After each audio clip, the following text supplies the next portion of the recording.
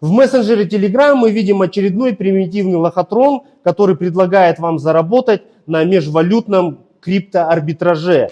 И это аккаунт Саиды Мамбетовой.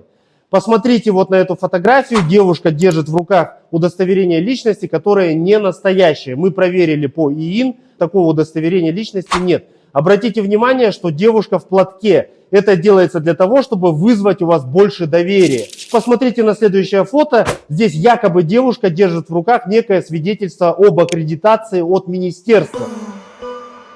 Мы все уже давно знаем, что оборот криптовалют в Казахстане разрешен только на территории МФЦА. И уполномоченным органом для этого является Международный финансовый центр Астана.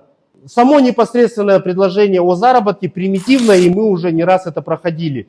Вложи 30 тысяч тенге, получи через несколько часов 400 тысяч, вложи 100 тысяч тенге и получи через несколько часов 2 миллиона.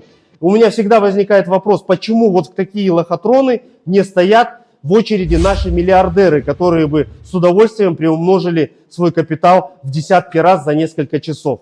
Понятное дело, что эти люди более финансово грамотны.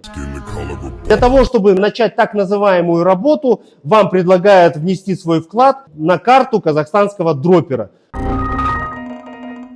Что, конечно же, является базовым признаком мошенничества, потому что вы делаете перевод с карты на карту физического лица, и никакой там работы на криптовалютных биржах просто нет. Что касается фотографии девушки, то мы видим, что она взята из открытых источников, в частности, с сайта Pinterest. Дорогие друзья, не ведитесь на такие примитивные лохотроны, будьте аккуратны, берегите себя.